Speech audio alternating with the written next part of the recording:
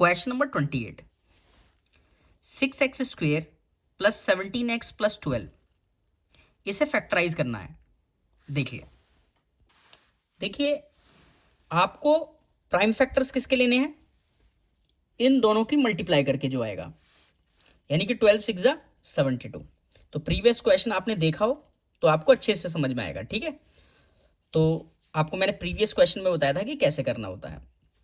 तो 6 और 12 का मल्टीप्लाई करोगे 72 और इसके लेने हैं प्राइम फैक्टर्स।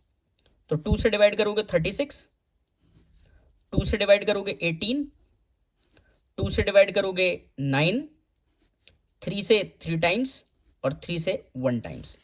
तो फैक्टर तो आ गए। इन फैक्टरों को ऐसे अरेंज करना है कि ऐड करने के बाद, दोनों को ऐड करने के बाद क्या आना चाहिए, मिडिल टर्म के इक्वल।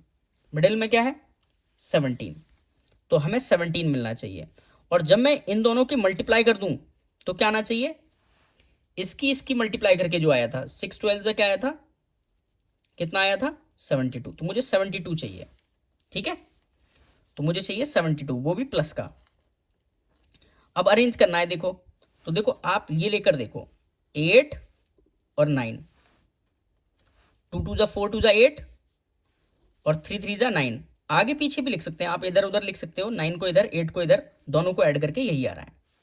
और अगर 9 8 जा करोगे तो भी यही आएगा, ठीक है।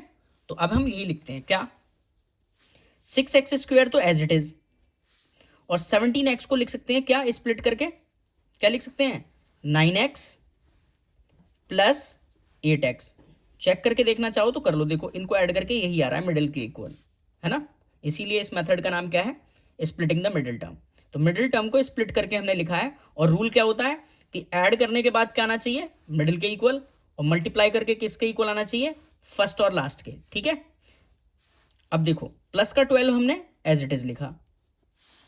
अब क्या करना होगा, कॉमन, फर्स्ट 2 से कॉमन लेना है। तो ले लें, इन दोनों से क्या कॉमन दिखाई दे रहा है, देखो एक तो x है दोनों के पास, ठीक है, और क्या है देखो 3।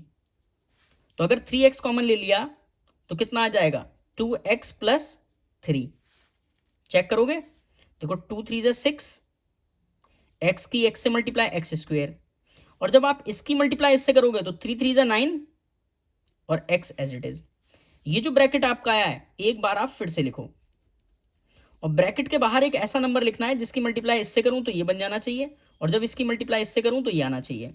कैसे, देखो x यहां है, x यहां है, 2 इधर है, 8 बनाना है, तो 2 8 कब बनेगा, जब 4 से मल्टीप्लाई करेंगे।